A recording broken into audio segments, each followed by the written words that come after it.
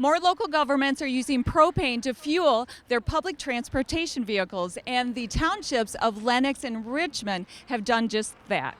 Jeff, you are with EMS. Tell us about this new project. You're providing great service, public transportation using propane vehicles. So the propane vehicles are new. The project began actually about 20 years ago when we were receiving calls in our 911 center for especially our seniors and disabled population who needed to get to medical appointments, dialysis, oncology, things of that nature, and had no transportation to get there, and certainly an ambulance wasn't an appropriate means of travel. Well, we can't use the ambulance for those visits, but it's really important to get those local people to those visits. Absolutely. Having people healthy in your community actually reduces the number of calls for EMS service and allows us to focus on the really critically ill in our community. So we've got a paratransit vehicle right behind us. So this is one of the vehicles that you use. Yes, these are wheelchair lift equipped vehicles to meet the needs of the seniors and the disabled in our area. And you actually got rid of some diesel vehicles and replaced them with propane. We did. We had 4 diesel vehicles and we replaced them with the new propane vehicles here in December.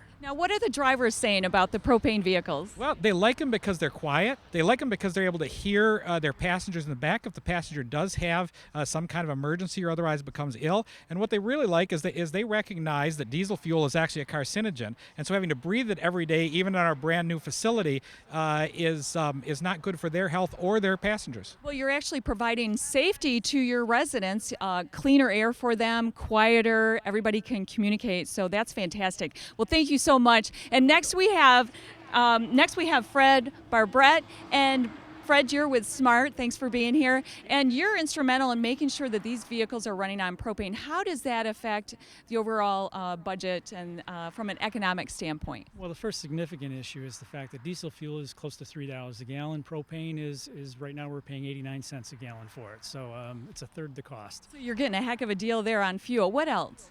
Well, probably one of the more significant impacts is diesel vehicles, in order to be relatively clean, have much more complicated exhaust systems. And so this is a simpler system. We know we're saving costs in terms of repairs, less downtime, which means we can put more service out there on the road for our riders. So you're really saving a lot of money for taxpayers, but what about the environmental impact that you're having? Well, our mission is always mobility, but we always have an obligation to the environment.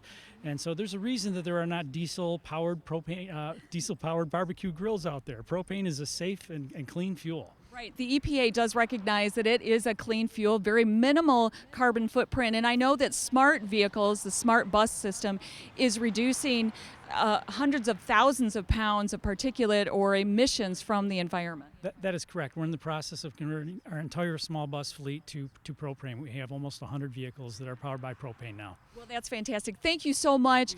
And the Michigan Propane Gas Association is also offering rebates. There's millions of dollars available, but through the association, you can get up to $4,000 either for a new vehicle or converting to a propane conversion. So that's all we have for now. I'm Kathy Schaefer with the Michigan Propane Gas Association, and be sure to go to miautogas.com. Thanks for tuning in.